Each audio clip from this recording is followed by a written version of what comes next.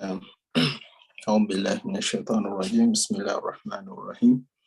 الحمد لله والصلاة والسلام على رسول الله صلى الله عليه وسلم. أمسينا على فطرة الإسلام وعلى كلمة الإخلاص وعلى دين نبينا محمد صلى الله عليه وسلم وعلى ملة أبينا إبراهيم حنيفا مسلما وما كان من المشركين. All praise be to Allah subhanahu wa ta'ala, the most gracious, the most merciful. We send salutations to the Prophet Muhammad sallallahu alaihi wasallam. First of all, we would like to extend our sincere apology to the listeners, because we have been having some problems with the connection, but alhamdulillah we are now starting. So you can please inform others to join so that we can benefit all of us bi'idhnillahi tabaraka wa ta'ala. Now, our topic, as we are following the book called Al-Mulakhas al-Fiqhi, it's the author is called Sheikh Saleh Al-Fawzan, and we are on the topic called Salatu Ahkam al-Janaiz. Ahkam al-Janaiz, but under the title called Ahkam al-Marid wal-Muhtadar, the rulings on the sickness, people who are sick, and also those people who are on the deathbed. And we have been, alhamdulillah, trying to look on some of the things or sunan option acts that we are supposed to do, or that we are supposed to carry out on those people who are just next to death or who are on their deathbed. You know, Islam has come with Islam has come when he's teaching on everything. So in Islam, we do or we carry out all the acts accordingly to what the Prophet Muhammad sallallahu alaihi wasallam taught us. And of course, what the Prophet Muhammad sallallahu alaihi wasallam has taught us, it means that's what Allah subhanahu wa ta'ala likes you to do. And alhamdulillah, as we are completing on the rulings on the people who are sick, and also those who are on the deathbed, a sick person, this is a person who is just sick, who has a cough, who has some malaria, but when it doesn't show signs of dying. And al-muhtadar, a person who is on the deathbed, this is a person who has lost even hope in life. When there is no any chances for this person to be alive anymore. So bi'idhnillah, we are going to start, or we are going to continue and we complete with these sunan, or the option acts you're supposed to do if you find a person on the deathbed, or if you visit your relative or your friend when he is sick. This is what we are supposed to do. And we have seen before a lot of sunan, those who have been following us, alhamdulillah. And today, let us start direct, or let us start from this sunnah, so that we can also come to know it bi'idhnillahi tabarak wa ta'ala. The Sheikh said in this book, what we have said, or we have, our book is called Al-Mukhtasar al-Fiqhi al-Islami. In this book, the Sheikh brought rulings, but when they are summarized, to help someone to know more of his religion without winding a lot, without explaining a lot of things. Bi'idhnillahi tabaraka wa ta'ala. Now, another point that regarded all the rulings on the person who is sick and also who is on the deathbed, Sheikh said, وَيُسَنُّ لِمَنْ يَحْبُرُهُ تَطْمِعُهُ فِي رَحْمَةِ اللَّهِ. Whoever happens to go and visit a sick person, it is sunnah to tell that sick person, or أن يحضره تطميعه في رحمة الله, to tell that person or to inform him or to try to tell him that indeed you're with rahmah, that Allah subhanahu wa ta'ala in this sickness you're going through, that is rahmah, that is mercy of Allah subhanahu wa ta'ala. يعني تطميعه في رحمة الله, tell him that it's not that Allah subhanahu wa ta'ala he is annoyed to you. No, you have to inform the sick person or the person who is on the deathbed to tell him that indeed the sickness you're going through, big or small as it is, painful or not painful, that is mercy, that is rahmah from Allah subhanahu wa ta'ala. Because Allah subhanahu wa ta'ala loves you, He can't punish you. So that sickness, that is rahmah. Why? Because if you try to tell this person that this is rahmah, bi'idhnillah, this person is going to get hope in Allah subhanahu wa ta'ala. You might find a sick person when he is even annoyed to his creator, when he is even annoyed to Allah subhanahu wa ta'ala. But by your words or the words you're going to tell to this sick person, subhanallah, you're going to open his heart. You're going to open her heart, and he will start thinking, oh, Allah loves me, but He's just testing me. And Allah doesn't test unless those whom He loves. Okay? So that's why we want to say that if a person he is sick and you go to visit him, try to show him the mercy of Allah subhanahu wa ta'ala. ويغلب في هذه الحالة جانب الرجاء على جانب الخوف. The Sheikh said that in that situation, you're going to help this sick person to have hope more than having fear that maybe Allah subhanahu wa ta'ala is annoyed to me. Maybe Allah subhanahu wa ta'ala doesn't love me, doesn't like me. Allah subhanahu wa ta'ala has forgotten me.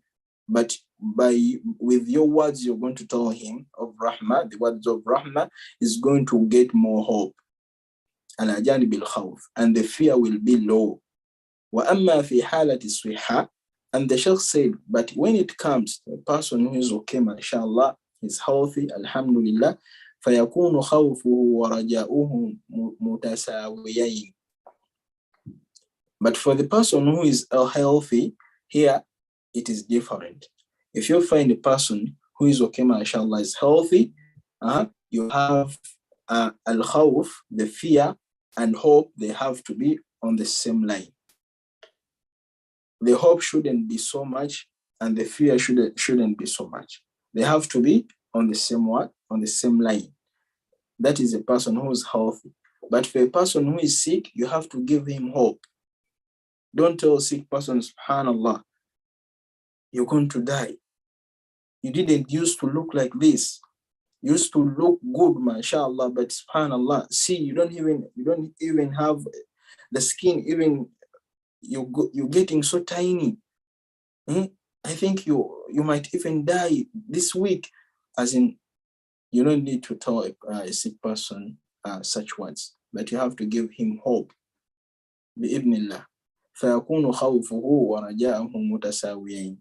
وقال الشيخ, and the Sheikh said, لأن من غلب عليه الخوف, whoever his fear exceeds أوقعه في نوع من الياس.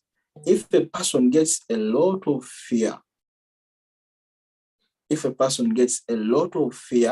أوقعه في نوع من الياس, this person might lose hope. That's why we tell you that if you visit a sick person, you have to give him hope. Because if he gets a lot of fear, and every person who comes to him, when he's just giving him fear, then this person is going to lose hope. And he will say that, subhanallah, I don't have any way to get better. وَمَنْ غَلَبَ عَلَيْهِ الرَّجَاء, and if a person, he gets a lot of hope and doesn't have any fear, أوقعه في نوع من الأمن من مكر الله. And the bad thing of a person having a lot of hope, yeah, there is also something bad, as in it is somehow bad for a person to have a lot of hope with no fear. Why? Because he will feel like he's secure from anything. He's secure from any test that Allah subhanahu wa ta'ala might test him with. So there, that drives us back that a Muslim who is healthy, his fear and hope, they have to be on the same line. But when he is sick, his hope has to be high. Okay? His hope has to be high. And you also have to give him hope, because during sickness, fear comes. So that person, you have to give him hope, bi'ibnillahi tabaraka wa ta'ala, that you will be better for Allah's sake, bi'ibnillah. The Shaykh said on another point that فَإِذَا احْتُضِرَ الْمَرِيض, if you go to visit a sick person, فَإِنَّهُ يُسَنُّ لِمَنْ حَضَّرَهُ أَن يُلَقِّنَهُ لَا إِلَهَ إِلَّا اللَّهِ. This is a sunnah. And a lot of people have forgotten this sunnah. You see, a person he has visited a person who is on the deathbed, subhanallah. But when you can't even help this person to remind him of Allah, you just seated there, you're catching on your tummy, subhanallah, you're saying nothing. But this is sunnah. When you see a person that like he's losing hope with life, he's on the deathbed, mina sunnah, it is sunnah to tell this person or to help this person to utter shahada, to say shahada. It is sunnah. لمن حضره أن يلقنه, يعني التلقين, to tell this person that say la ilaha illallah. And afwan, I'm excused on that. You shouldn't tell this person or the person on the deathbed that say la ilaha illallah. No, you have to just keep repeating la ilaha illallah, la ilaha illallah. هذا هو التلقين, la ilaha illallah. Because this person who is on the deathbed, if you tell him or her that say la ilaha illallah, he might end up saying the same word, say la ilaha illallah. So you have to be close to him, because we saw that the Prophet Muhammad sallallahu alaihi wasallam, whenever visited the sick people, he used to go closer to them, on the side of the head, closer to them, then start repeating that word, la ilaha illallah, la ilaha illallah. Just go on saying la ilaha illallah. If this person, Allah subhanahu wa ta'ala, helps him and he say la ilaha illallah, just know you have done something big to your brother or sister. During on his deathbed, to say la ilaha illallah, subhanallah, just know you have done something big. Ayulaqinahu la ilaha illallah. Don't forget that sunnah. And also give him hope as you say la ilaha illallah. That is on the person who is on the deathbed, not a person who is just having some cough, has some illness on the eye, maybe on the tooth. No, we are talking about a person who is on the deathbed.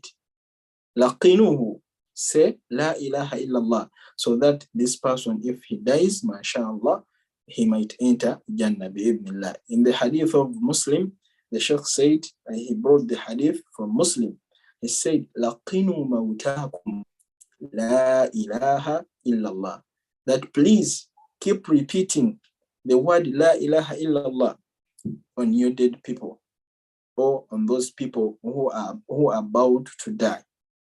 Because talqeen is only done on the person who is alive. Because you can't, talqeen means I want you to reply to me. So you can't tell anyone who can't reply to you.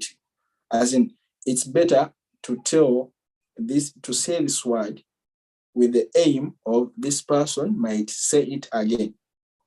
Okay? So you keep saying la ilaha illallah because the hadith says, لَكِقِنُوا مَوْتَاكُمْ, as in those people who are nearly to death.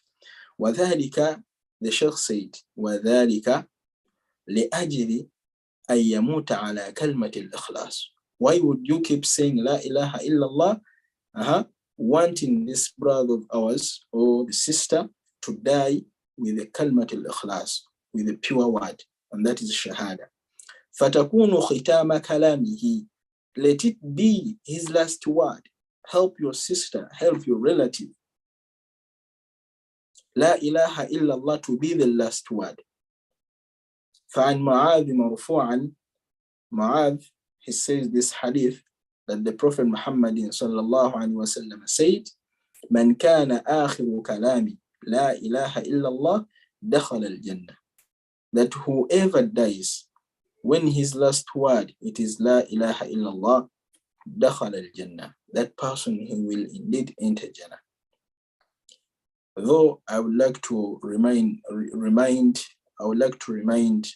listeners that we started this meeting late due to some complications in the technologies, but it's better if you can try to call others, you try to share the link, inshallah, because they're texting me here. Others have been trying to come when the link isn't opening.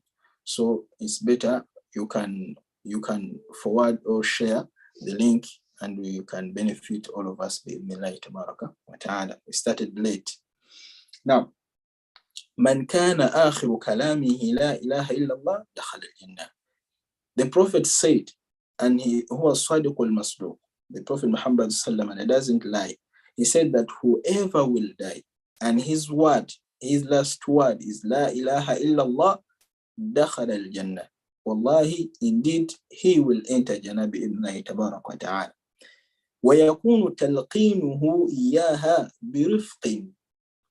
The person who is near to the person who is about to die, you have to be with the rifq, calmness, as you're uttering this word or as you're saying this word. وَيَكُونُ تَلْقِينُهُ, as in the talqeen, the repeating of the word La ilaha illallah iyaha birufqin, with calmness. Don't be so rude. La ilaha illallah, la ilaha illallah, la ilaha illallah. Then you will threaten you will threaten this person, and he will end up not saying that word. Be calmness. Be calm. La ilaha illallah, la ilaha illallah. Just the calmness you're showing on your face, he will also maybe try to say what you're saying. And he will ask himself, what is he happening? What's happening? Why is he keep saying La ilaha illallah? And he will also maybe say, MashaAllah, La ilaha illallah. I had a story just like 1 month back. A daughter tried to tell her mom, say La ilaha illallah. Say La ilaha illallah. Mama, gamba La ilaha illallah. And the mom was so rude to her. Why don't you leave me alone? And there you know that Allah subhanahu wa ta'ala has been prepared for that person to say La ilaha illallah. Because by that time, it means she was still understanding. She was still understanding, but she refused to say it. And what is said behind, he maybe this person used to do some shirk. So Allah subhanahu wa ta'ala didn't allow that person to say La ilaha illallah, because this person was still understanding. So she could understand the word La ilaha illallah, but she didn't say it. So what I'm trying to say, that just keep saying that word. If you visit a person who is on the deathbed, with calmness, don't be so rude. Just be simple, and don't repeat it so much. La ilaha illallah, la ilaha illallah, la ilaha. No, slowly, la ilaha illallah. La ilaha illallah. Slowly. لئلا يضجره وهو في هذه الحال.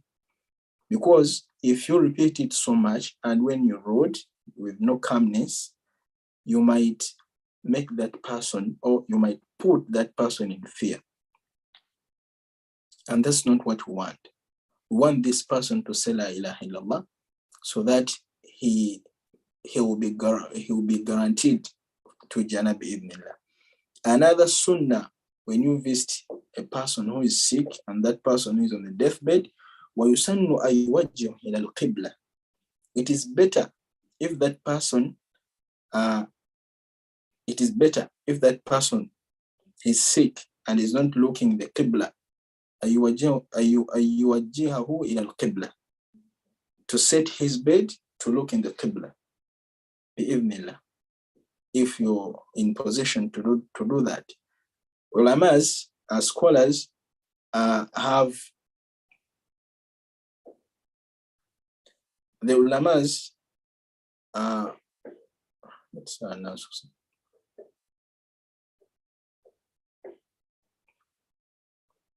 okay, afwan. Yes, I have seen you're not, inshallah. Scholars have two views of a person looking the Qibla. A person might look in the Qibla when he's on his right side, facing the Qibla. As in, maybe this is the Qibla, and this person will sleep when he's facing the Qibla. Or how to make this person, if this is the Qibla, to make the legs be in the Qibla, to make the legs to be the other side and the head last. So that if this person happens to sit, he might look in the Qibla.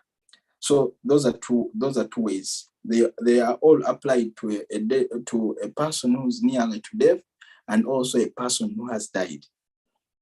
Those are two. But the more authentic, this is the more authentic, and the one which is followed with many people is where you lie this person on the right hand or the right side, and faces the Qibla wa sadri yuwajjihu ila al-Qibla, and even everything when it's facing to the Qibla. I think I'm understood. Bi-idhnillahi tabaraka wa ta'ala. ويقرأ عنده سورة ياسين. And it is also al-istihbab. It is wanted.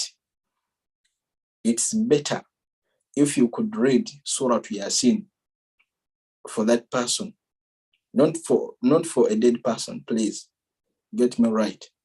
For a person who is on the deathbed, it is better to read for that person Surah Yasin. I know some scholars refuse this, but هذا قول الجمهور. That is a word for the most of the scholars, and that is Imam Shafi, Imam Ahmad, or Imam Abu Hanifa. They all agreed that it is better and it is okay to read for a person who is on the deathbed, to read for him Surah Yasin. In that, there is something good, because if you read Surah Yasin for this person, he's going to get rewards for listening, if he's in that state of listening, alhamdulillah. And also you will get the rewards of reading. However, some say that hadith, it is da'if, but there are some scholars who have said it is sahih, and we are going to say it. So it is better.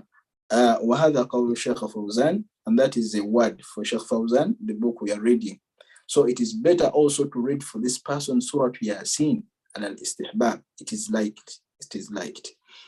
The hadith says, اقرأوا ياسين على موتاكم. It is okay, or read Yasin for your people who are nearly to death. He used mautakum because this person is nearly to death, but it's not meaning that we should read for the dead people. No.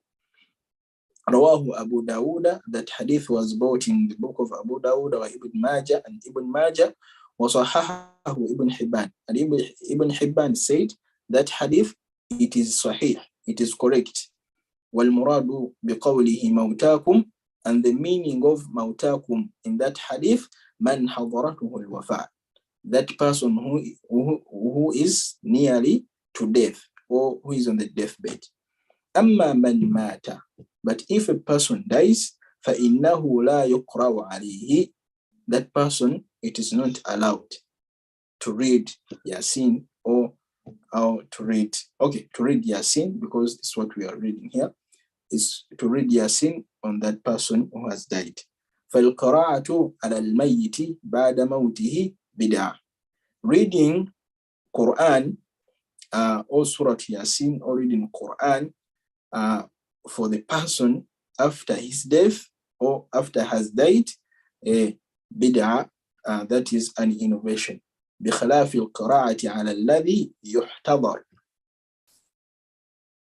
making a difference from a person who is just on the deathbed.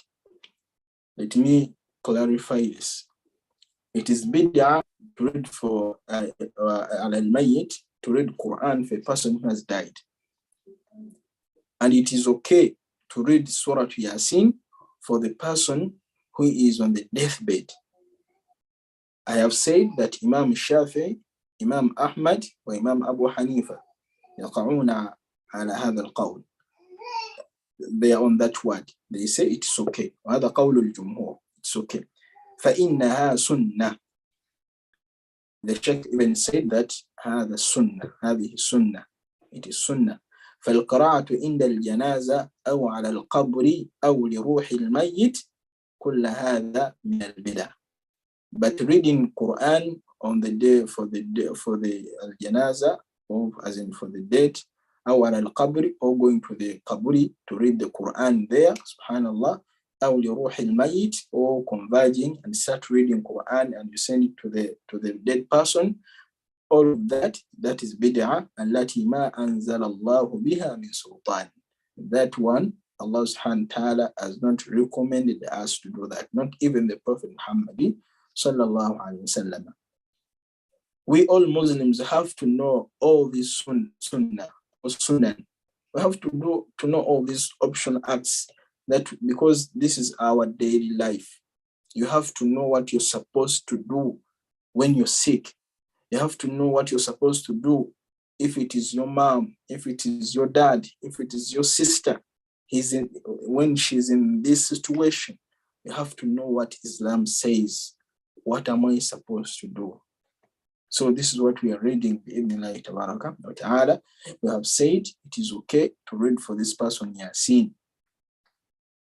And it is okay to say la ilaha illallah if you see when he's in the terrible condition. And those has been the ahkamu al-marid wal-muhtadar. Those has been the rulings on the sick person and those people who are nearly to death. And alhamdulillah, we have completed that. And now we are going to be starting a new one that we shall not complete. That is ahkamul wafat. Rulings after a person has died, as in rulings for the person who has died. The Sheikh said, وَيُسْتَحَبُّ إِذَا مَاتَ الْمَيِّتِ تَغْمِيضَ عَيْنَيْهِ. So we have seen this person when he's trying to die. So now the next topic, it is, you have done it, alhamdulillah, and he has died. So now the next topic, we are going to see what you're supposed to do when this person has died. Take a picture. You have been with your mom, you have been with your dad, sister, brother on the deathbed, and he has died.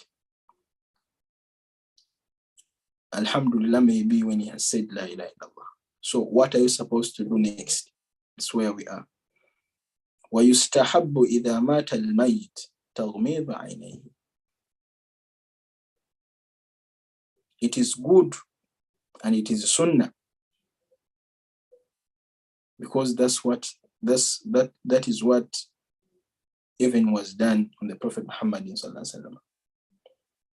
It is sunnah if a person dies, تغميض عينيه, if the eyes have been looking up, to bring them down and you close the eyes.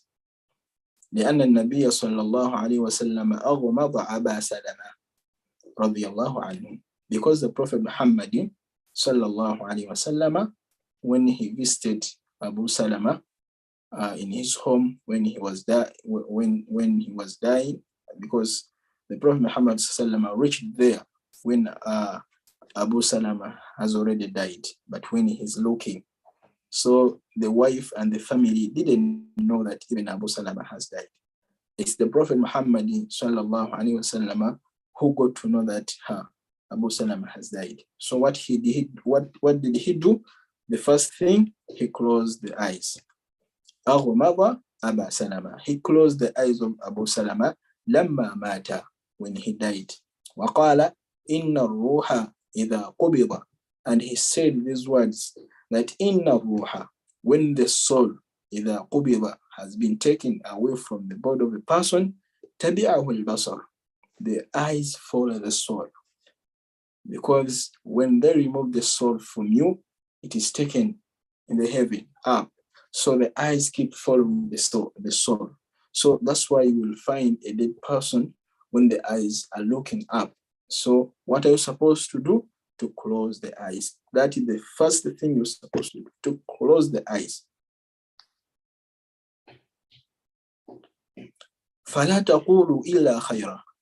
And after that, people who are going to know after, and even you, the person who is there, فَلَا تَقُولُوا إِلَّا خَيْرًا. After that, please don't say anything bad about this person.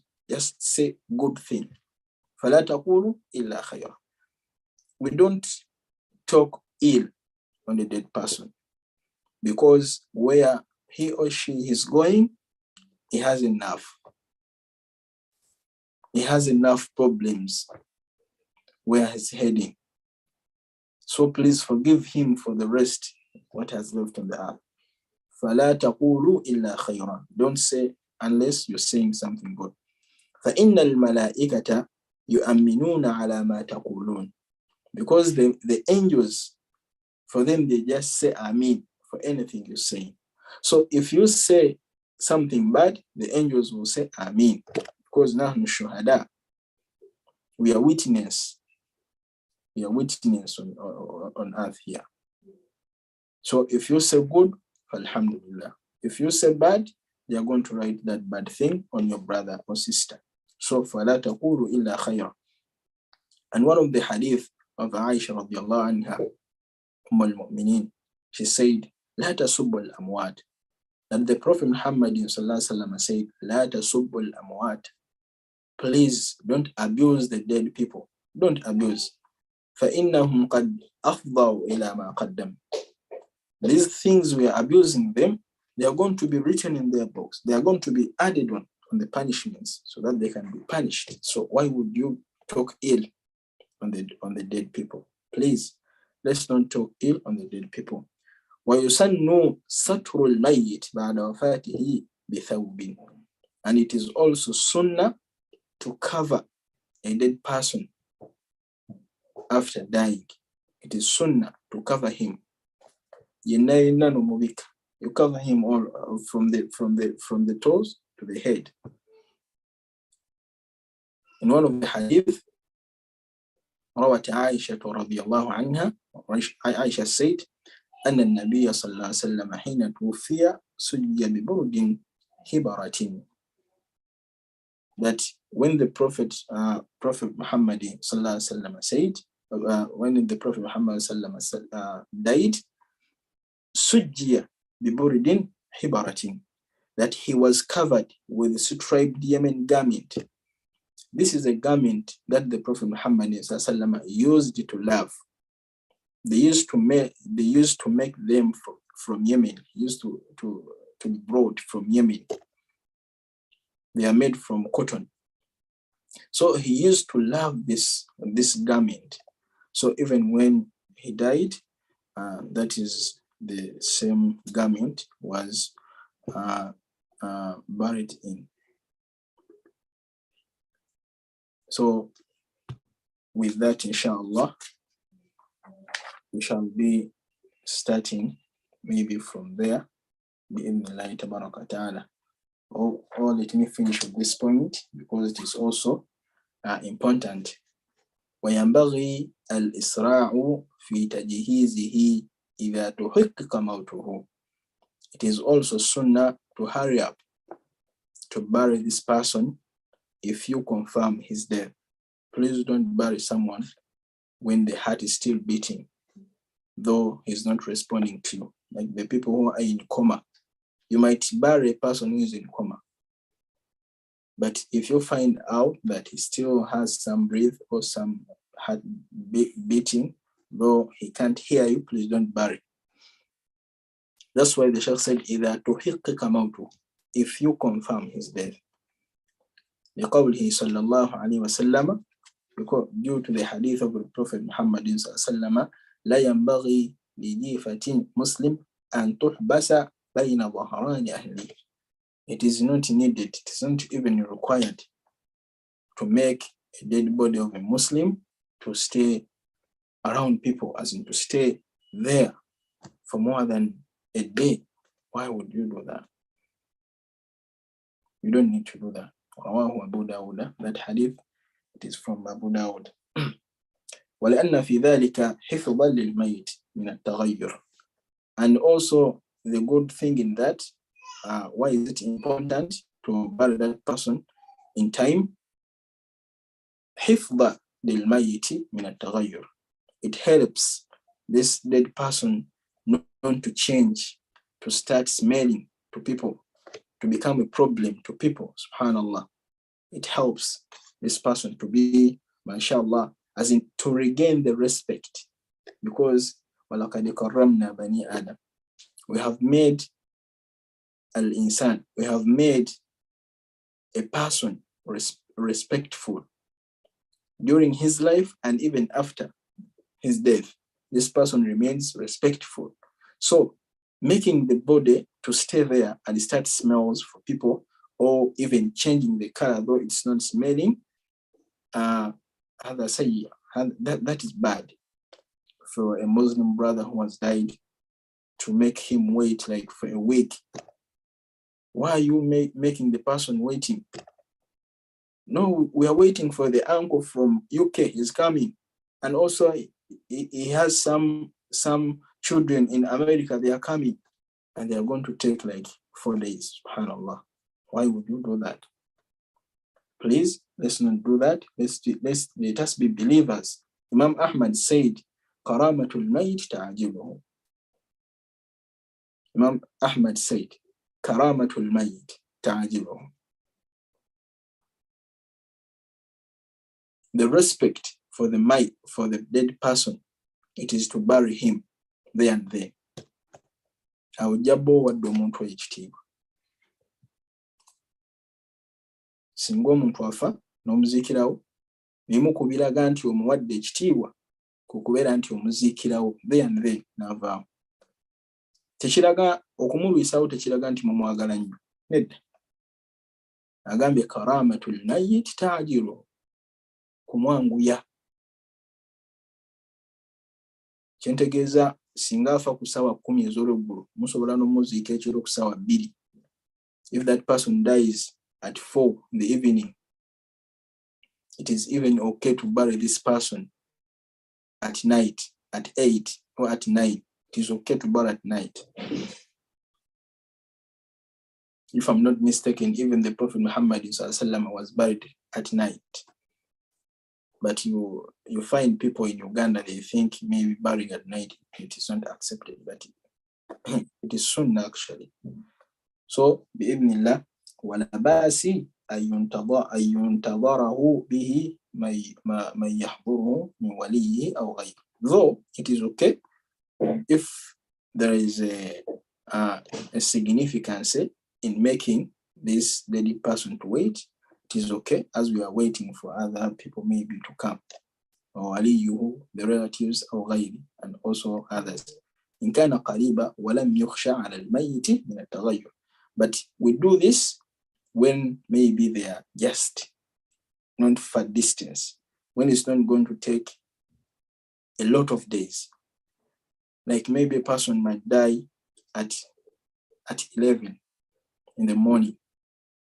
So making the dead person wait maybe at least till tomorrow, it might be okay to wait people to converge and say the last goodbye.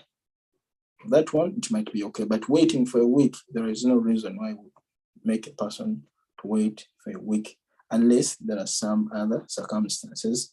Bismillahi tabaraka wa ta'ala. So with those few words and information, bi'idhnillah, allow me to end here unless there is any question. Otherwise, we are stopping there. Alhamdulillah. We ask Allah subhanahu wa ta'ala to help us understand these words and also to implement them bi'idhnillahi tabaraka wa ta'ala. Wassalamu alaikum wa rahmatullahi wa barakatuh.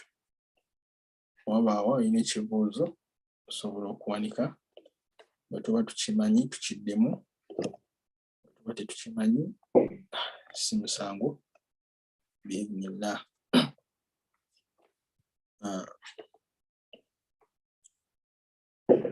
Okay, barakallahu fik. Can the UMC video settings setting be changed to prevent automatic display of users without further notice? Okay, Jatisara nasukuse ekyo nja kitegeezaako bakama baffe inshallah. Barakallah. Okay.